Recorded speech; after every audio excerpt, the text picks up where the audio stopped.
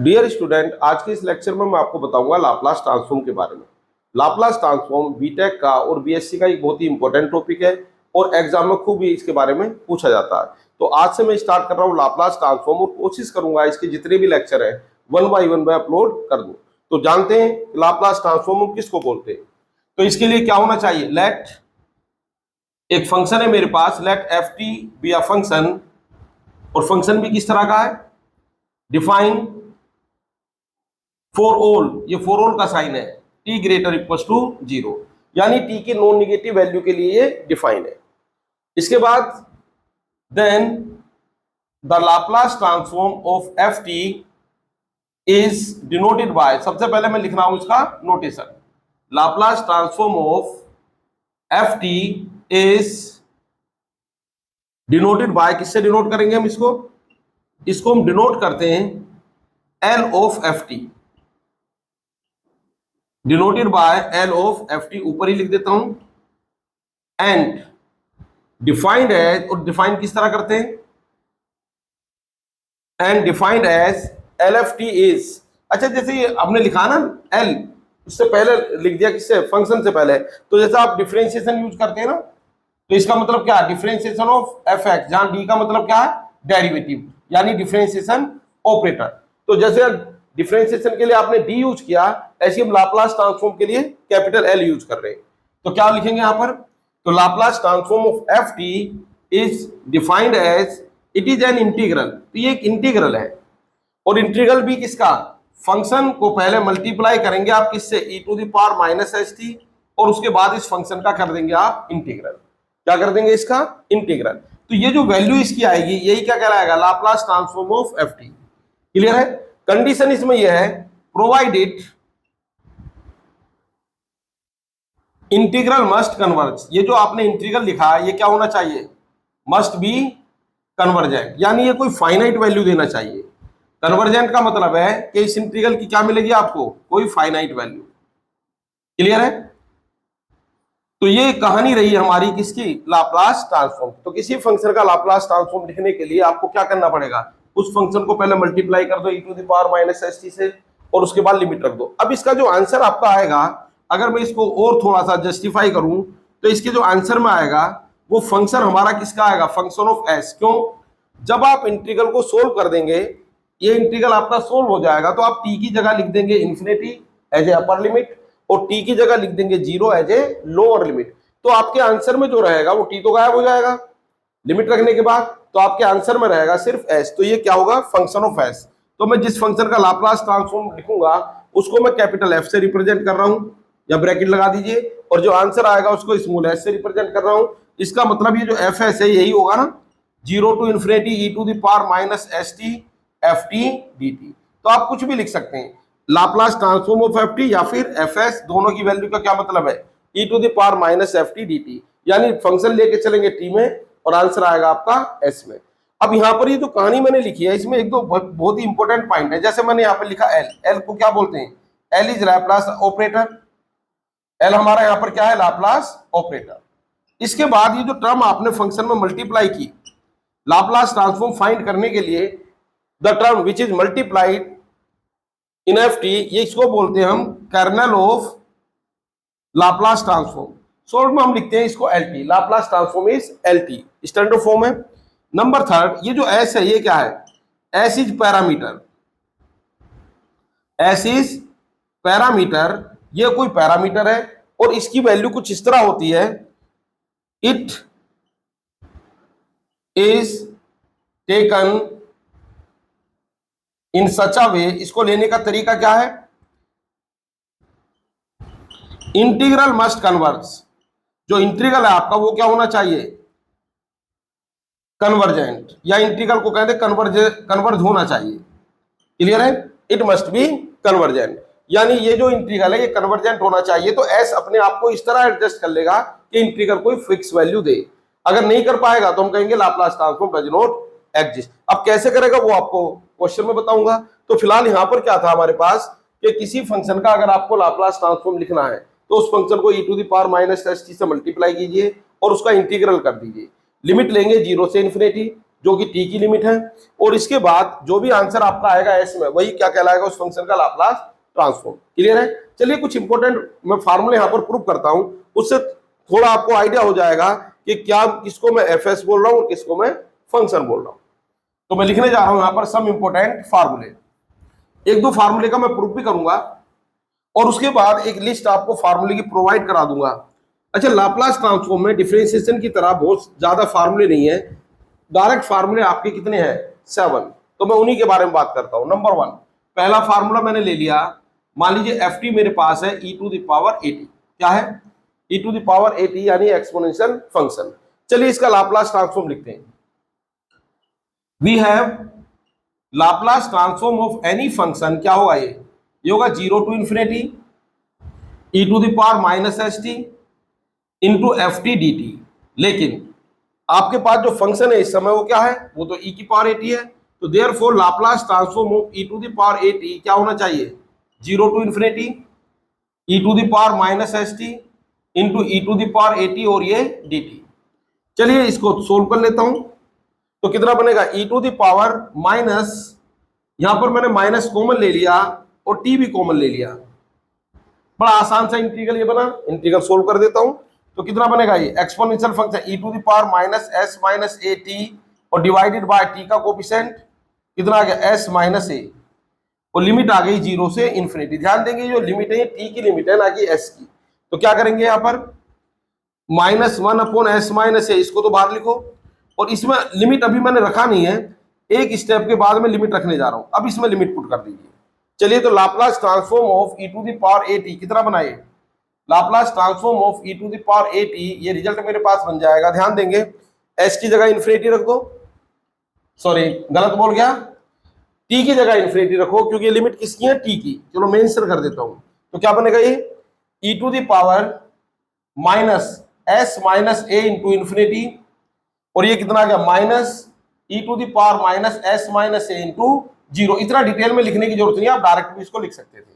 Clear है? तो ये बना मेरे पास माइनस s माइनस a, ध्यान देंगे e to the power minus infinity, e to the power minus infinity इधर बना और ये बना e to the power 0, plus minus से कोई फर्क नहीं पड़ेगा, और e to the power minus infinity आप जानते हैं कितना होता है 0, और ये -1, चेक कर लीजिए e to the power minus infinity is 0। Clear है?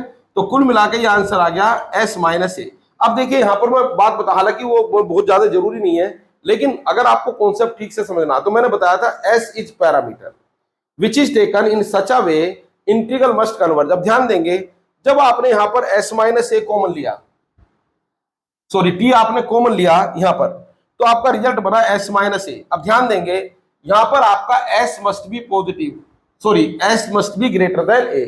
अगर आपका s a से बड़ा है तभी आपका s माइनस ए क्या होगा, s माइनस ए एक पॉजिटिव नंबर होगा और s माइनस ए क्या होगा, एक नेगेटिव नंबर होगा। क्लियर है? यानी s की वैल्यू अगर आपने क्या लिया है, s को आपने a से ग्रेटर माना है, तभी आपका ये पावर माइनस इंफिनिटी देगा। अगर मान लीजिए s आपका क्या हो जाए, लेस देन a, समझने की कोशिश करो, अगर s हमारा a से कम हो जाए तो ये जो ब्रैकेट के अंदर नंबर है ये निगेटिव होगा और बाहर भी निगेटिव है, तो जब t को आप इन्फिनिटी रखोगे तो बनेगा e की पावर इन्फिनिटी, और e की पावर इन्फिनिटी क्या हो जाएगा, इन्फिनिटी, और ये इंटीग्रल क्या बन जाएगा, डाइवर्जेंट। इंटीग्रल क्या बनेगा हमारा, डाइवर्जेंट बनेगा। इसका मतलब s एक ऐसा पैरामीटर है जो इस इंटीग्रल को कन्वर्ज करने के लिए जितना कुछ कर सकता है वो करेगा। तो अपनी वैल्यू इसने किस तरह सेट की कि s is greater than a। तो जब आप देखेंगे बुक में तो यहाँ पर लिखा हुआ मिल सकता है आपको s is greater than a।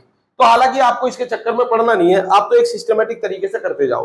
तो क्या बना Laplace transform, Laplace transform of e to the power at is कितना बना, 1 अपॉन s माइनस ए। तो ये तो हो गया मेरा पास कौन, फंक्शन एफ टी, और जो आंसर आया वो कौन हो गया, स्मॉल एफ एस। क्लियर है? तो आप ज्यादा पैरामीटर के चक्कर में नहीं पड़ेंगे, जो आपका आता जा रहा है उसको लिखते जाइए। बात समझ गए? एक कॉन्सेप्ट था तो मैंने आपको बता दिया कि यहाँ पर s ग्रेटर देन ए होना ही चाहिए। क्लियर है? तो आप तो अब क्या करेंगे, आपको डायरेक्ट पता होना चाहिए कि एक्सपोनेंशियल फंक्शन का लाप्लास ट्रांसफॉर्म हम इस तरह लिखते हैं। चलिए एक और दूसरे फार्मूले की तरफ आगे बढ़ता हूं। ये फर्स्ट फार्मूला था। अच्छा, इंटीग्रल मैं करके दिखा रहा हूं आपको जरूर यहां पर, लेकिन जब हम क्वेश्चन करेंगे तो इनको ऐसे ही यूज करेंगे जैसे आप डिफरेंशिएशन के फार्मूले यूज करते थे। एक एग्जांपल के थ्रू अपनी बात बताता हूं।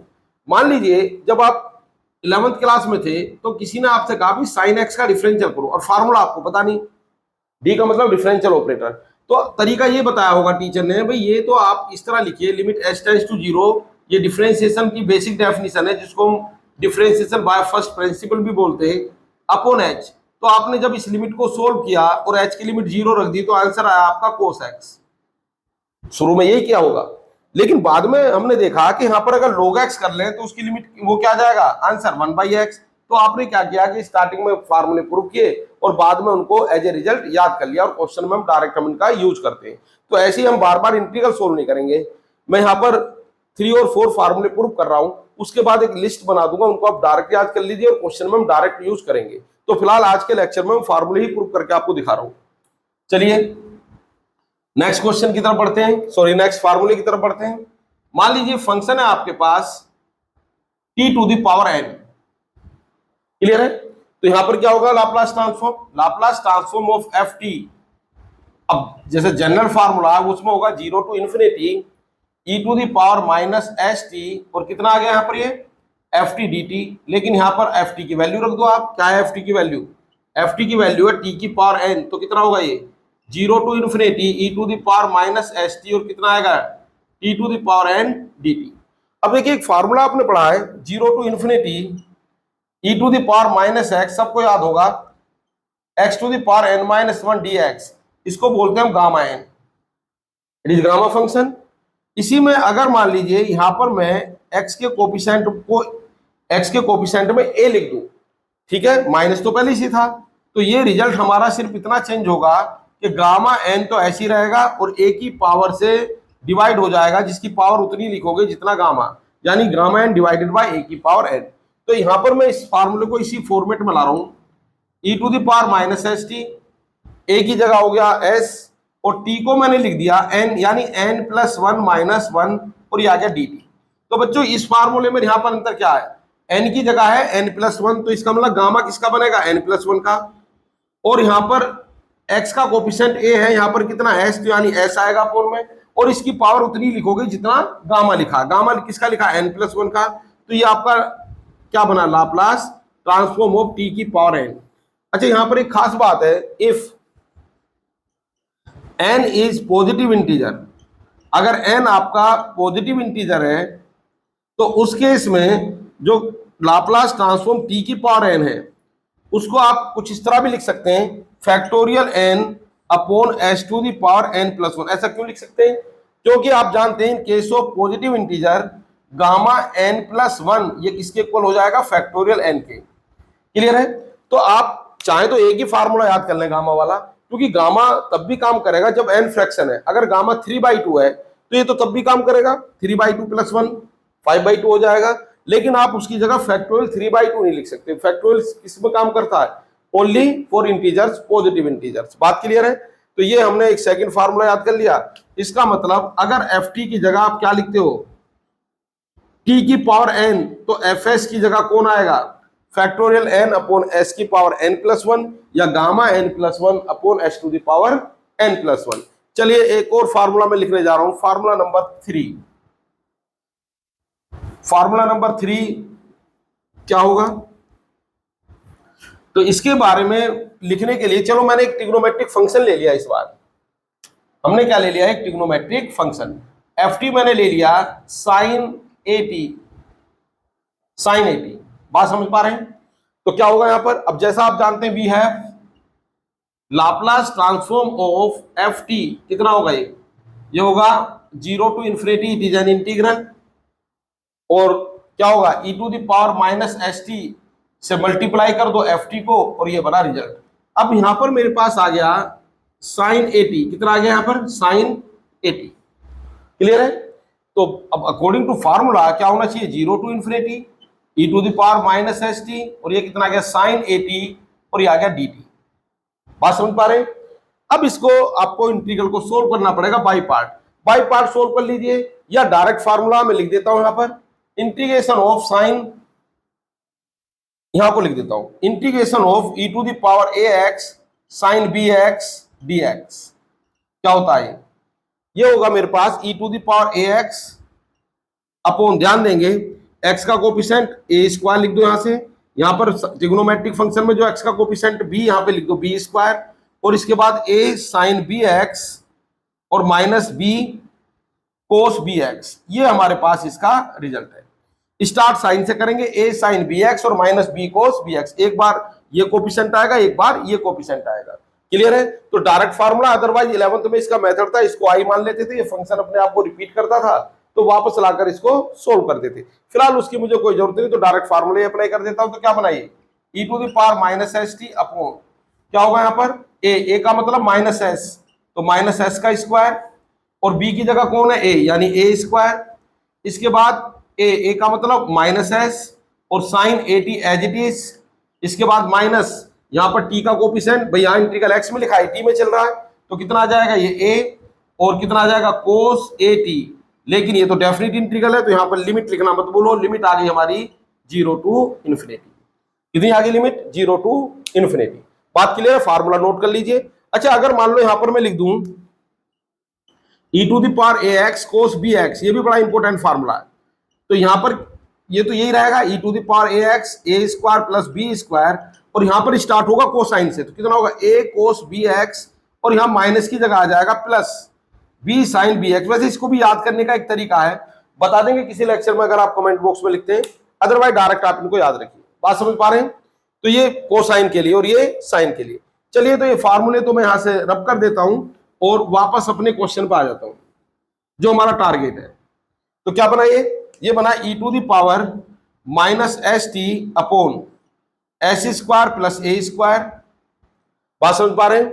और ये आ गया मेरे पास minus s sine a t, और ये आ गया minus A cos A T. अब कहानी रह गई इसकी लिमिट रखने की। चलिए, पहले मैं रखता हूं इन्फिनिटी। ध्यान देंगे, जैसे ही आप यहां पर इन्फिनिटी रखेंगे, तो पहले मैं इसमें इन्फिनिटी रखता हूं, तो बनेगा e की power minus infinity upon s square plus a square. समझ पा रहे नहीं भाई? टी की जगह जैसे ही आप इन्फिनिटी रखोगे, तो e की पावर माइनस इन्फिनिटी हो जाएगा, s मल्टीप्लाई होने के बाद भी इन्फिनिटी देगा, तो e की पावर माइनस इन्फिनिटी कितना होता है? e की पावर माइनस इन्फिनिटी होता है 0। तो इसका मतलब अपर लिमिट के कारण तो ये पूरा का भाई ये 0 इस ब्रैकेट में मल्टीप्लाई होगा t की लिमिट रखने के बाद, तो फाइनली ये पूरा का पूरा टर्म क्या बन जाएगा आपका 0। चलिए, तो अपर लिमिट के कारण है, अब लोअर लिमिट के कारण लिखते हैं। तो लोअर लिमिट के कारण लिखेंगे t को 0, तो क्या बना e टू द पावर 0, जो कि क्या हो गया 1। e टू द पावर 0 कितना हो गया 1, और ये आ गया S square plus a square, bracket के अंदर मूव कर जाओ, तो t की जगह लिखा आपने 0, तो s तो ऐसे ही रहा माइनस एस साइन 0 0 0, और ये आ गया माइनस ए और कोस 0 1। तो ये मेरे पास सिर्फ इतना रिजल्ट रहा। तो कुल मिलाकर ये लाप्लास ट्रांसफॉर्म, भाई आप सही से रख लीजिए, एक बार इन्फिनिटी रखेंगे तो 0 बन गया इस टर्म के कारण ही, और 0 रखा तो आपकी ये टर्म आई, यहाँ पर ये 1 बना, H square plus a square बना, ये टर्म 0 हो गई, ये कितनी होगी माइनस ए। तो ये finally Laplace transform of sign a T, ये रिजल्ट मेरे पास आ गया। कितना आ गया? माइनस माइनस प्लस कर दो, तो ये आ गया ए upon s square plus a square. तो ये हमारा बना रिजल्ट। अच्छा, इसी तरह और भी फार्मूले जैसे कोस ए टी, तो उसका भी आप इसी तरह इंटीग्रल कर सकते हैं। क्लियर है? सिमिलरली जैसे मान लीजिए अगर आप यहां पर लाप्लास ट्रांसफॉर्म किसका निकालेंगे कोस ए टी, तो यहां पर जो टर्म आपकी काम में आएगी, ध्यान देंगे भाई, यहां पर कोस से स्टार्ट होगा, यहां पर साइन आएगा, वो फार्मूला मैंने लिखा था, तो कोस वाली टर्म रह जाएगी, साइन वाली गायब हो जाएगी, तो एस बाहर आ जाएगा, तो उसमें होगा s upon s square plus a square. तो ये कुछ रिजल्ट है हमारे पास जो मैंने यहाँ पर प्रूव किए। चलिए, मैं इसकी एक लिस्ट बना देता हूँ, इन फार्मूले की लिस्ट बना देता हूँ। अभी दो फंक्शन रह गए, साइन हाइपरबोलिक और कोस हाइपरबोलिक, उनको भी आप डायरेक्ट इसी तरह सोल्व कर सकते हैं। एक्सपोनेंशियल फंक्शन में उनका फार्मूला लिखकर आसानी से सोल्व किए जा सकते हैं। तो चलिए, मैं यहाँ पर कुछ इंपॉर्टेंट फार्मूले की लिस्ट बना देता हूँ, लिस्ट ऑफ इंपॉर्टेंट फार्मूले।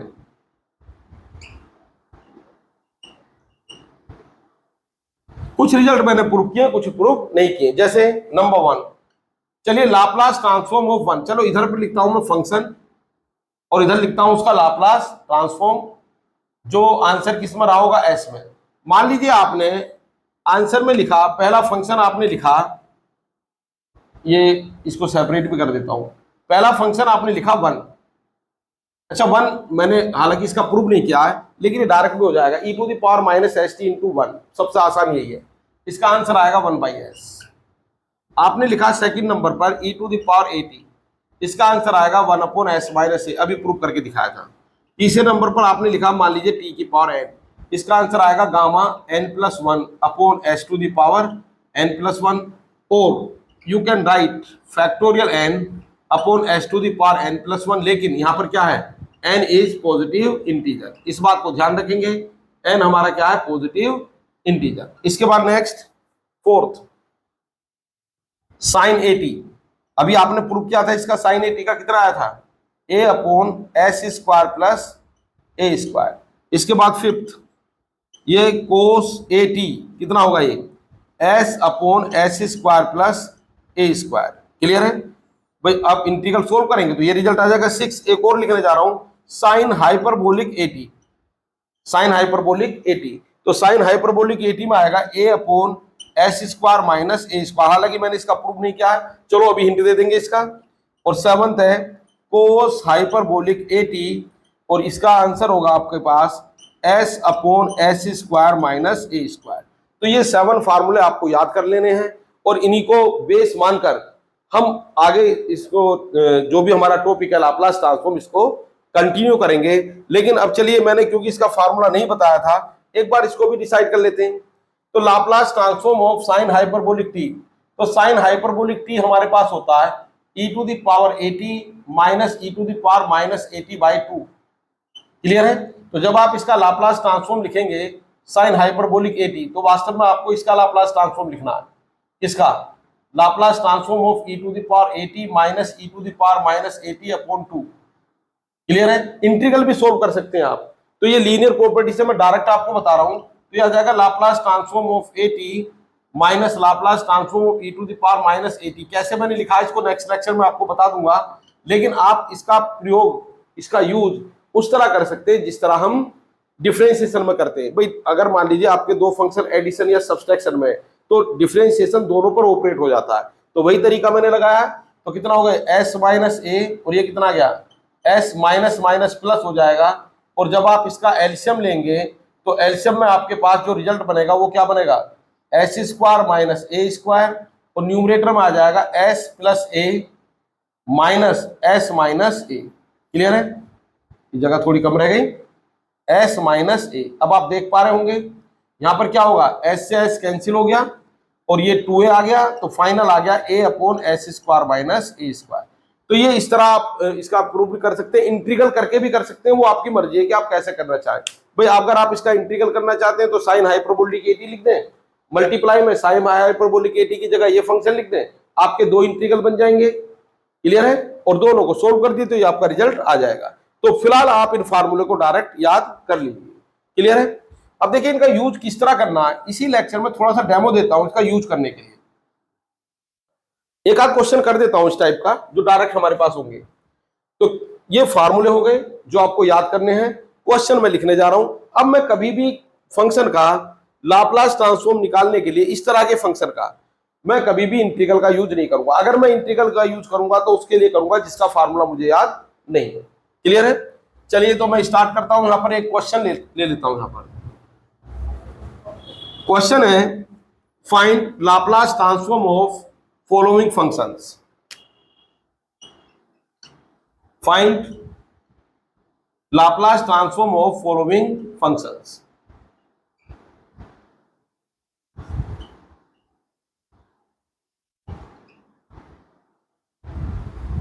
पहला e⁻3t + cos 2t + 5t²। Clear है। चलिए दो ही फंक्शन रखता हूं। नेक्स्ट, ये सिर्फ फार्मूले याद कराने के उससे बता रहा हूं, 2 sin हाइपरबोलिक 3t और 5e⁻3t। क्लियर है। प्लस चलिए यहां पर कर दिया t²। बस मैं थोड़ा डेमो दे रहा हूं, नेक्स्ट लेक्चर में और डिटेल में आपको बताऊंगा, क्वेश्चन सोल्व करके दिखाऊंगा। तो देखिए सबसे पहले हम जानते हैं लीनियर प्रॉपर्टी, जो मैंने अभी यूज भी की थी। लीनियर प्रॉपर्टी ये होती क्या है, ये लगभग सभी ऑपरेटर में सेटिस्फाइड है। मान लीजिए आपके पास दो फंक्शन है, एक का नाम आपने रख दिया f1 और दूसरे का नाम रख दिया आपने f2, और इनको मल्टीप्लाई कर दिया by 2 constant a and b, और इसका लिखना चाहते हैं आप लाप्लास ट्रांसफॉर्म। तो लीनियर प्रॉपर्टी ये कहती है कि ये दोनों फंक्शन पर अलग अलग ऑपरेट हो जाएगा। ठीक है, अगर बीच में माइनस है तो माइनस भी यहाँ पर वैलिड है। तो Laplace transform of B F two T, ये ऑपरेट हो गया। इसके बाद ये जो कांस्टेंट है ये ऑपरेटर से बाहर लिख सकते हो, जैसा आप इंटीग्रल और डिफरेंशियल में करते आए हो अब तक। क्लियर है? बी और ये कितना होगा, Laplace transform of F two T. तो ये डायरेक्ट आप याद कर लीजिए, अगर आपका फंक्शन प्लस और माइनस से अलग अलग हो रहा है तो आप हर टर्म पे जाकर लाप्लास ट्रांसफॉर्म लिख सकते हैं और कांस्टेंट टर्म को बाहर लिख सकते हैं। तो इसी का नाम है लीनियर प्रॉपर्टी। अब ये डिफरेंशिएशन में भी वैलिड है, अगर यहाँ डी लिख दो तो डी इस तरह ऑपरेट हो जाता है, इंटीग्रल है तो इंटीग्रल इस तरह ऑपरेट हो जाता है। तो ये लगभग हर ऑपरेटर में ये कंडीशन हमारी सेटिस्फाई होती है, जिसका नाम क्या, लीनियर प्रॉपर्टी। चलिए अब क्वेश्चन पे आता हूं, सॉल्यूशन ऑफ वन।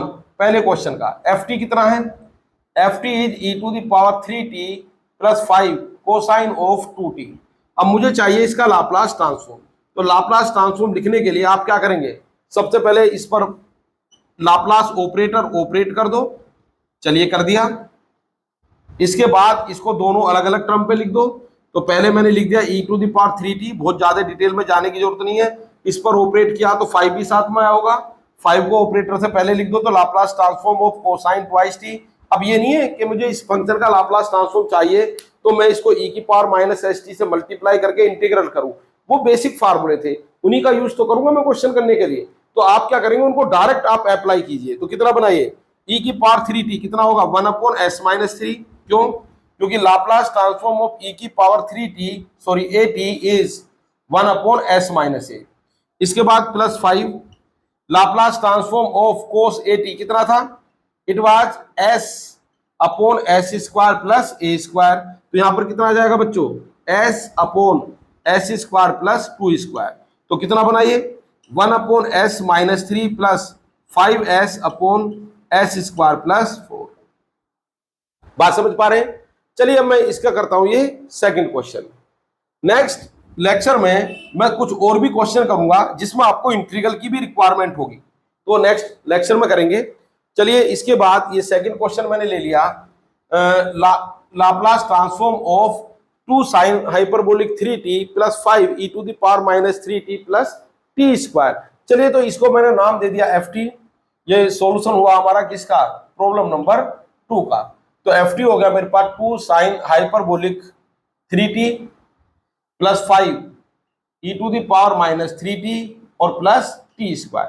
अब इसका जब मैं लाप्लास ट्रांसफॉर्म लिखूंगा तो क्या बनेगा, ये Laplace transform of ft is, direct लिख दो, सभी टर्म पर अलग अलग ऑपरेट हो जाएगा, जो कांस्टेंट है वो ऑपरेटर से बाहर आ जाएगा। तो क्या लिख देंगे, 2 Laplace transform of sine hyperbolic 3t plus ये 5 है, तो Laplace transform of e to the power minus 3t, और यहाँ ये इसका कोएफिशिएंट 1 है, तो लाप्लास ट्रांसफॉर्म ऑफ t²। तो जो फार्मूले अभी आपको प्रूव कराए थे उनका मैं डायरेक्ट यूज करने वाला हूं। तो कितना होगा ये, ट्वाइस साइन हाइपरबोलिक का कितना था, साइन हाइपरबोलिक at, एक बार लिख देता हूं, इसका फार्मूला a/s² माइनस a²। कितना है, a/s² माइनस a²। तो क्या रिजल्ट बना, ये बना मेरे पास 3/s² माइनस 3²। बात समझ पा रहे हैं?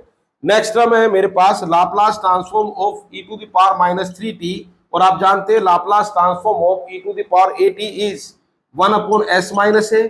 तो कितना आ जाएगा बच्चों, यहाँ पर यह आ जाएगा 5, और ये बन जाएगा मेरे पास कितना, 1/s-3। अब आगे से मैं प्लस में लिख दिया करूंगा s+3। क्लियर है? तो मैंने बिल्कुल इसी को फॉलो किया, a की वैल्यू क्या, -3।